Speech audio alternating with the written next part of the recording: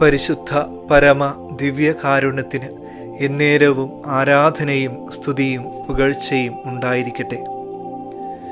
വിശുദ്ധ ലൂക്കായുടെ സുവിശേഷം 17-ാം അധ്യായം 9 മുതൽ 10 വരെയുള്ള തിരുവചന ഭാഗങ്ങളിൽ ഈശോ ഇങ്ങനെയാണ് സംസാരിക്കുക. കൽപ്പിക്കപ്പെട്ടത് ചെയ്തതുകൊണ്ട് ദാസനോട് നിങ്ങൾ നന്ദി പറയുമോ?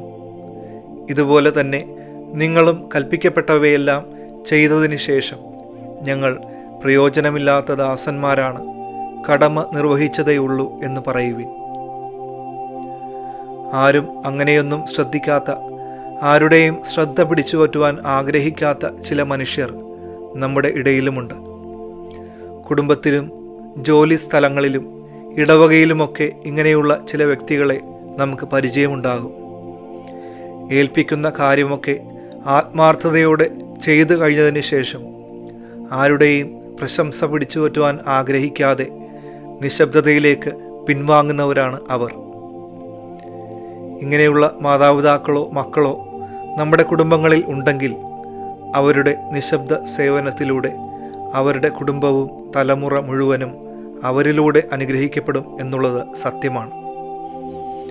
ഇങ്ങനെയുള്ള നല്ല മനസ്സുകളെക്കുറിച്ചാണ് ഈശോ ഇന്നത്തെ തിരുവചനത്തിൽ ശിഷ്യരോട് സംസാരിക്കുന്നത്.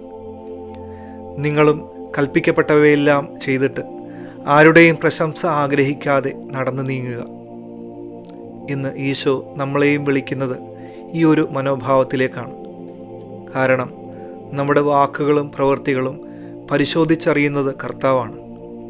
അവിടുന്ന് നമുക്ക് പ്രതിഫലം തരും. ദൈവ മഹത്വത്തിനു വേണ്ടി വലുതോ ചെറുതോ ആയ എന്തെങ്കിലുമൊക്കെ ചെയ്യാൻ സാധിക്കുമ്പോഴാണ് നമ്മളും അനുഗ്രഹിക്കപ്പെടുന്നത്.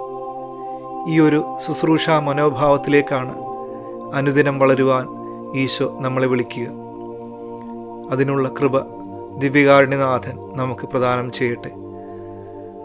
സർവശക്തനായ ദൈവം പിതാവും പുത്രനും പരിശുദ്ധാത്മാവും നിങ്ങളെ സമൃദ്ധമായി അനുഗ്രഹിക്കട്ടെ. പരിശുദ്ധ പരമ ദിവ്യകാരുണ്യത്തിന് എന്നേരവും ആരാധനയും സ്തുതിയും പുകഴ്ചയും ഉണ്ടായിരിക്കട്ടെ.